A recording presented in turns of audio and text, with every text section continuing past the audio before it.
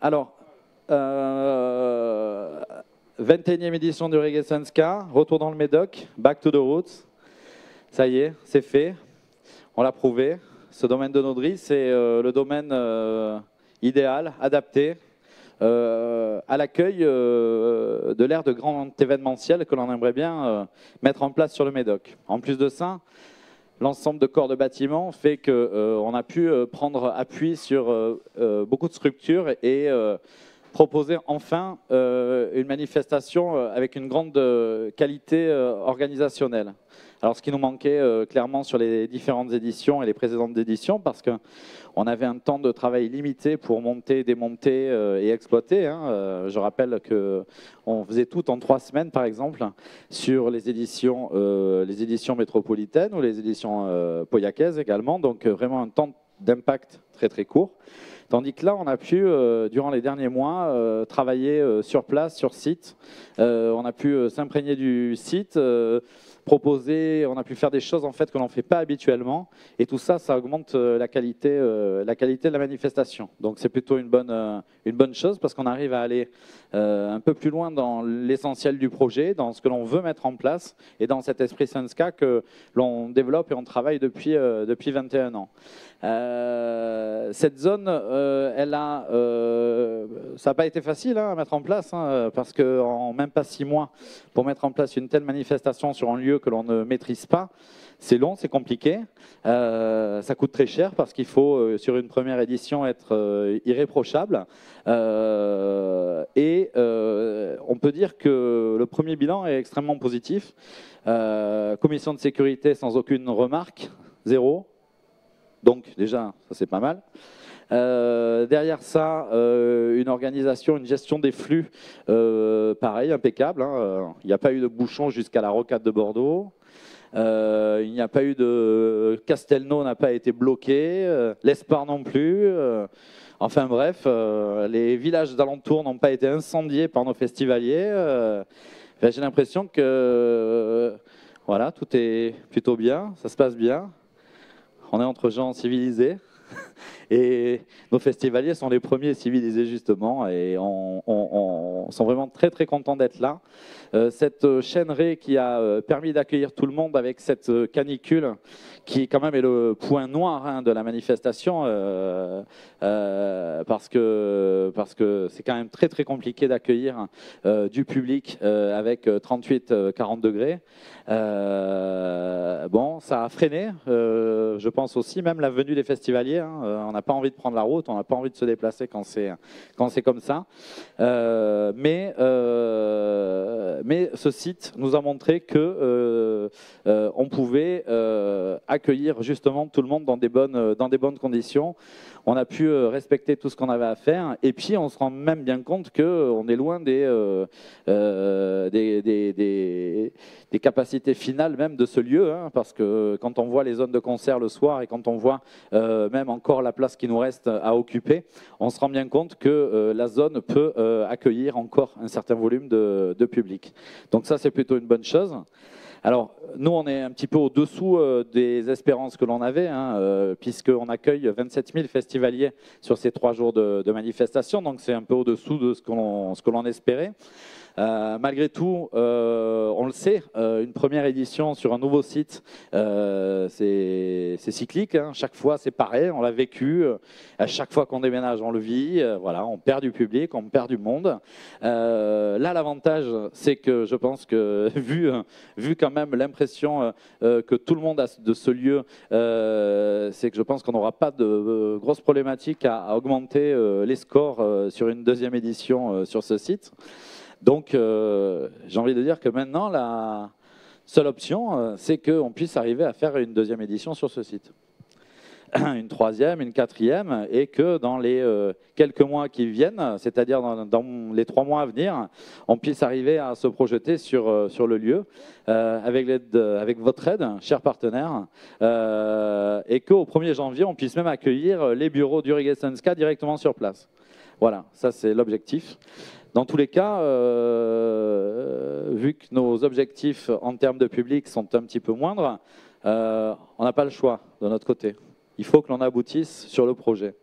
parce que les moyens ont été mis, parce qu'on a répondu à tous les critères en termes d'accueil, de sécurité, de logistique, et parce que le fait d'avoir pris ce pari de la part de l'équipe du Sunska, c'est un vrai pari sur l'avenir en fait du territoire Médoc. Et ça, c'est important de le rappeler. C'est-à-dire qu'un opérateur prend le risque d'aménager, de tester et de mettre en avant ce lieu qui à terme pourrait devenir du coup l'écosystème de la culture du Médoc. C'est un investissement sur le futur. Donc on sait qu'il y a un certain volume des aménagements aussi qui sont faits dans cette année et qui sont aussi pris en compte par les budgets prévisionnels de la manifestation. Effectivement, en matière, à partir du moment où le lieu sera acquis,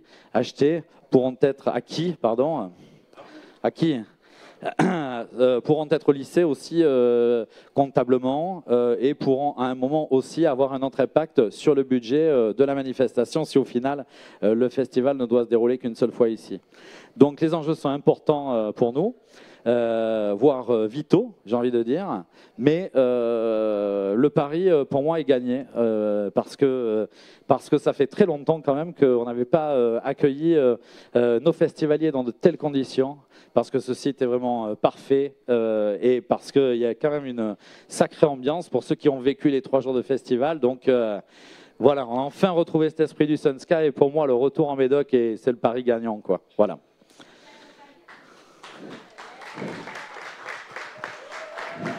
Merci.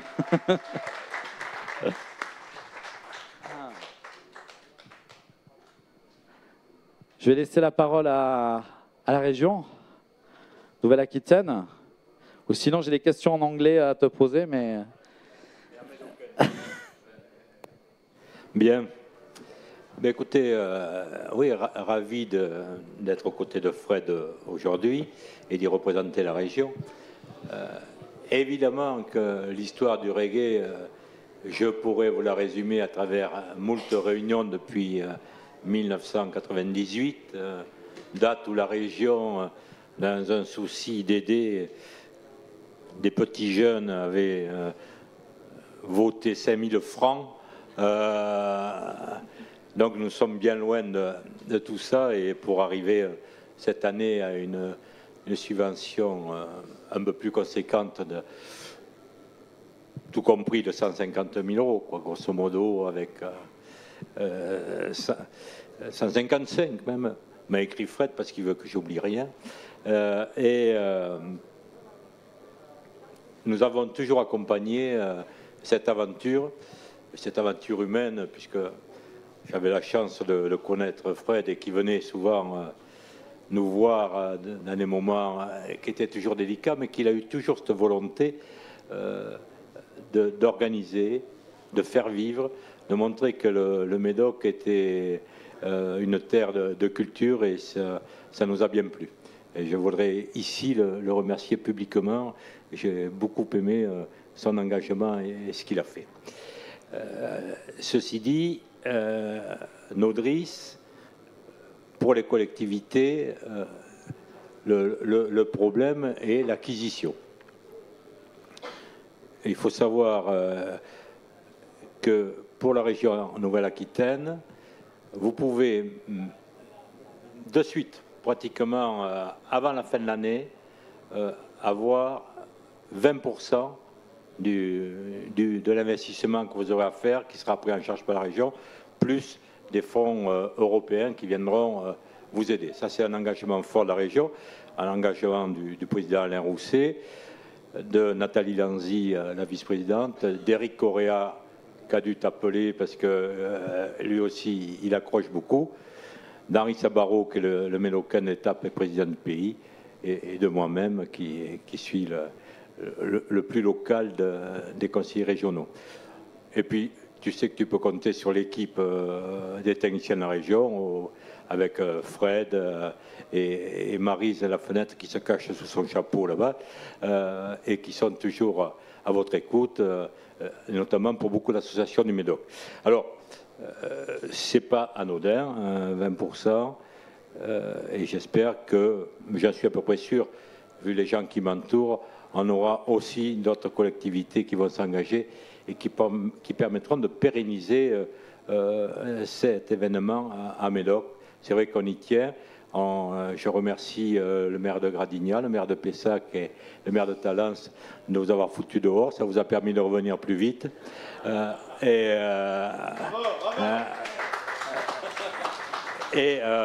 ça va nous obliger, nous Médocains et nous collectivités régionales, à prendre vraiment en compte tout cela et de vraiment s'investir.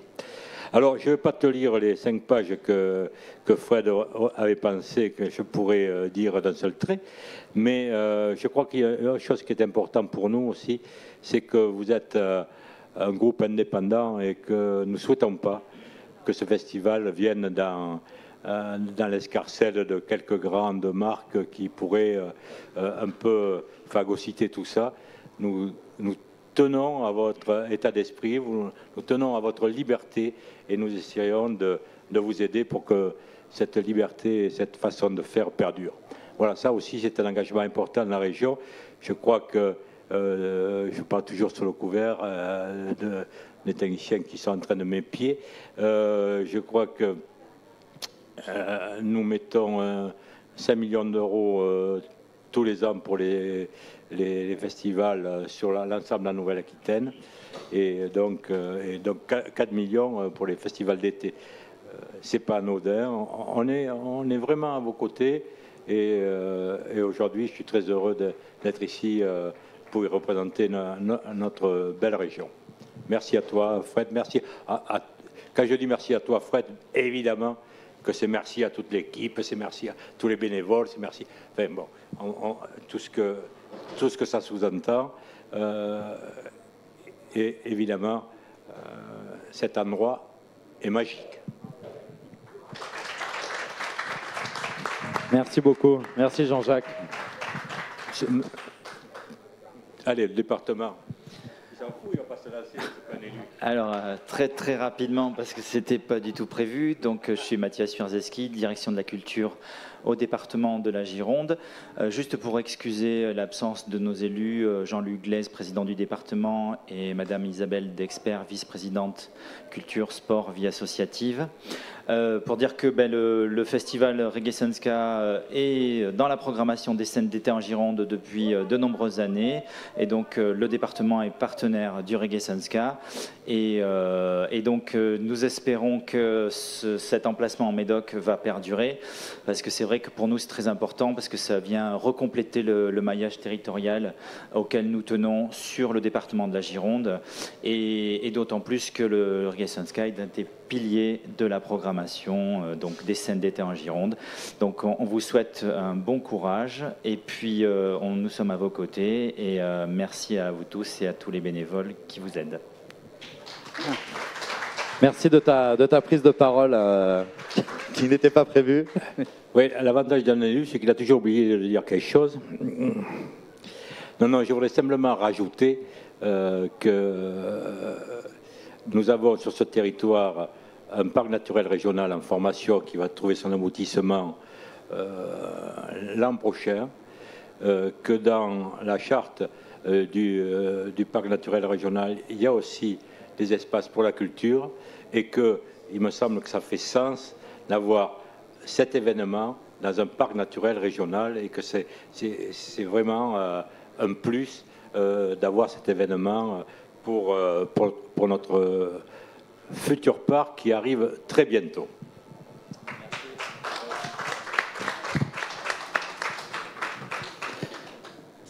Bien, alors, moi je suis Segundo Saint-Bron, je suis vice-président de la communauté de communes Médoc-Cœur de Presqu'île. Voilà, nous sommes particulièrement intéressés par le Reggae Sunska pour plusieurs raisons. La première raison, c'est une raison déjà économique. Ça peut paraître bizarre de parler d'économie, mais ça génère énormément d'économies dans le Médoc, le Reggae Sunska. On a très souvent tendance à le sous-estimer à ce niveau-là. C'est de l'ordre de 3 millions de retombées économiques que ça apporte à une région, à un territoire qui en a besoin. La deuxième raison pour laquelle nous sommes extrêmement intéressés, c'est que le Médoc a des images qui sont très contradictoires à l'extérieur.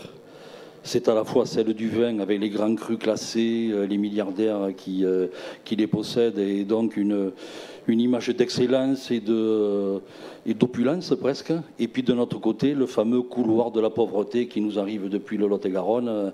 Et donc il y a cette image à la fois de territoire où se côtoie la richesse la plus insolente et la pauvreté la plus misérable. Et nous, on voudrait combattre aussi le côté négatif de cette image, parce que c'est pas vrai que le Médoc se résume à ça. Le Médoc, c'est aussi tout un tas de gens de classe moyenne qui y vivent. C'est de la culture en veux-tu, en voilà, même si c'est très éclaté, très espacé. Il y a énormément d'associations qui travaillent, qui font de la culture, qui créent des événements de différentes tailles, dont le Reggae Svenska est sans doute l'événement phare, et qui a aussi cette capacité de fédérer autour de lui, parce que les bénévoles qui aident le Reggae Svenska, ce sont des bénévoles qui travaillent aussi pour d'autres associations. Voilà. Et donc il y a un côté fédérateur qui est pour nous extrêmement intéressant et qu'il faut à tout prix préserver. Casser cette image de pays rural un peu abandonné, moi je dirais qu'il n'y a rien de mieux que la culture pour y arriver. Il faut voir à quel point l'importance que peuvent avoir des festivals comme les Vieilles Charrues en Bretagne, comme celui de, je ne me rappelle plus le nom de la ville, de jazz dans le Gers, comme celui de Luxeuil, Marcillac, comme le festival de Luxeuil dans les Landes, etc. Ce que ça apporte en termes d'attractivité pour le territoire, parce que derrière, il y a des gens qui ont envie de venir travailler, s'installer, créer des richesses, et puis faire que tout ça, ça fonctionne. Donc nous sommes bien évidemment particulièrement attentifs à ce que le reggae soit revenu ici. Nous allons faire tout notre possible pour que le reggae reste ici, pour que le fait de rester sur le même lieu lui permette de développer ses activités dans de meilleures conditions. Parce que c'est bien évident qu'à chaque fois qu'on déménage, ça crée des coûts supplémentaires, des problèmes supplémentaires, on perd des clients, c'est plus difficile de conserver des bénévoles. Moi, je sais que des bénévoles qui venaient sur les éditions médocaines ne sont pas forcément repartis sur Bordeaux. Cette année, ils ne sont pas forcément revenus, mais moi, je sais que, pour avoir discuté avec beaucoup d'entre eux, que l'année prochaine, ils seront là. Parce qu'ils se sont aperçus, voilà, il faut que tout ça, ça se mette en place. Donc c'est extrêmement important, voilà, que tout ça, ça avance. Ce que je voudrais aussi, ce sur quoi je voudrais insister au niveau pour ce qui concerne en tout cas la CDC, c'est que derrière le Reggae Svenska, il y a le site de Nodris en tant que tel. Nous sommes particulièrement intéressés pour ce qui concerne l'acquisition, puisque c'est nous qui en ferions l'acquisition en tant qu'institution. C'est la CDC qui serait propriétaire. C'est ce sur quoi le dossier sur lequel nous sommes en train de travailler avec Fred depuis maintenant pas mal de temps. Pour nous, l'achat du terrain de Nodris, ce n'est pas uniquement pour le Reggae Svenska. Bien entendu, le Reggae Svenska va y avoir toute sa place, mais c'est un projet beaucoup plus vaste. C'est un projet de création d'un pôle d'économie culturelle qui peut avoir, en tout cas nous, on souhaite qu'il ait un rayonnement à l'échelle de l'ensemble du Médoc, depuis Parampure jusqu'à la Pointe de Grave et jusqu'au Porge, tout ce triangle. C'est au-delà de notre CDC, même si c'est nous qui allons être les propriétaires et qui allons l'acheter, qui allons... voilà. C'est-à-dire que ce dont il s'agit, ce n'est pas simplement de faire un festival, mais d'avoir un lieu sur lequel puissent se tenir d'autres festivals. Un lieu sur lequel on puisse faire des résidences d'auteurs, sur lesquels on puisse faire venir des peintres, des plasticiens, sur lesquels on puisse... il y a une salle qui existe déjà, qui pourrait le faire. On puisse avoir des activités théâtrales, d'expression artistique, vraiment sous toutes ses formes. Le lieu en tant que tel, mais que ce soit aussi un lieu... un pôle d'appui pour des manifestations qui pourraient se tenir à Lacanau, à Soulac, à Montalivet, à Pauillac, à Arsac, j'en sais rien moi, dans les communes qui souhaiteront organiser des manifestations culturelles de tout type. Puisque dans le projet que nous avons, y compris l'IDAC viendrait ici prendre toute sa place sur ce pôle. Et donc il y aurait non seulement ce qui se ferait sur le site tout au long de l'année, mais également ce que ce site pourrait apporter à l'ensemble des communes du Médoc pour qu'elles puissent, sur leur commune, faire en sorte que l'activité culturelle se développe. Sachant que sans activité culturelle, il n'y a pas de lien social et il n'y a pas de lien humain, tout simplement. Donc lorsqu'on parle d'activité culturelle, on parle de ce qui nous relie, nous, tous les uns avec les autres. Et lorsqu'on parle d'un territoire, on parle de ce qui fait son identité. L'identité du Médoc, ce n'est pas simplement le vin, ce n'est pas simplement la forêt, ce n'est pas simplement le tourisme, c'est aussi tous les liens qui unissent les Médocains entre eux et qui les unissent aux gens qui viennent les voir lorsqu'ils viennent y passer l'été, etc. Et tout ça, ça s'appelle la culture. Et la culture, ce n'est pas simplement les arts, sauf que s'il n'y a pas d'art, eh bien, il n'y a pas de vecteur pour faire circuler tout ça. D'où l'importance pour nous que ce projet aille au bout. Moi, je m'avance, je suis élu, donc contrairement à lui, je peux m'avancer, je vais me mouiller. Moi, je pense que ça se fera. Ça se fera parce que les financements, on sait maintenant, au début on n'était pas sûr, mais on sait qu'ils existent au niveau de la région, du département, de l'Europe, au niveau de notre propre CDC, au niveau des mécanismes qui nous permettent de l'acheter sans forcément débourser des sommes énormes, sachant que c'est un projet ambitieux, parce qu'au-delà de l'achat, après il y a tous les aménagements à faire. Il y a déjà pas mal de surfaces de mètres carrés qui sont disponibles immédiatement, qui peuvent être utilisées comme bureau, une petite salle de spectacle, etc. Mais l'objectif, c'est d'aller beaucoup plus loin. C'est de mettre en place une vraie salle de spectacle équipée pour, voilà, que les hangars que vous avez autour, ils soient aménagés pour pouvoir servir, je ne sais pas moi, d'atelier pour des peintres qui viendraient ici peindre et qui pourraient donner des cours et qui pourraient voilà, initier des jeunes, etc. Il y a des liens à faire avec les écoles, etc. On peut imaginer énormément de choses autour de ça, qui à la fois aurait un impact économique et puis surtout un impact d'un point de vue social et de lien entre les habitants. Voilà. Donc c'est un projet, à mon avis, qui est du même niveau que la zone d'équilibre pour ce qui concerne le plan économique et le parc naturel régional pour ce qui concerne les questions environnementales. Et il a dit, hein, dans le parc naturel régional, il y a un gros volet, il y a un volet environnemental, un volet économique, un volet culturel et un volet social. C'est une des particularités d'ailleurs de notre parc naturel régional que d'avoir inclus ces deux aspects-là, en particulier la culture et le social. Voilà, donc tout ça maintenant c'est à nous à le faire vivre et on va essayer de le faire vivre avec les associations qui existent. Il y a un réseau d'acteurs culturels dans le Médoc qui s'est constitué pour ça. C'est une excellente chose parce que les élus ne font pas la place des citoyens. Les élus sont là simplement pour faire en sorte que les citoyens puissent faire les choses. Ils sont là pour rendre possible les réalités. Voilà. Donc, à vous d'agir et puis nous, on sera là pour vous épauler. Merci, oui. Merci Segundo. Écoute, hein, nous de notre côté, ça y est, hein, les dés sont jetés, on a déjà agi. Hein. Bon. En tant que maire de Verteuil et membre de la commission de sécurité, je vais maintenant vous faire prendre 2 engagements. Le premier, c'est de rester ici, parce que l'an prochain, je ne veux pas faire à nouveau 2 fois 5 km dans la poussière et sous le soleil. Et deuxième engagement, c'est de climatiser. C'est pas pour moi, c'est pour eux, les officiers, les gendarmes. Le PCO et le PCS, c'est intenable. Et vous-même, votre PCO là-haut, c'est intenable. Bon. Et puis, évidemment, climatiser ce site ici aussi. Non, trêve de plaisanterie. Moi, je suis très heureux que Verteuil soit devenu, le temps d'un week-end, la capitale de la culture en Médoc. Voilà, merci beaucoup. Et on sera toujours à vos côtés. Tout au moins, j'ai une responsabilité limitée dans le temps. Un mandat s'achève dans 1 an et demi. Bon, donc, voilà. À la suite, on l'aura fait avant. Tant mieux. Alors. Allez, merci. Ah.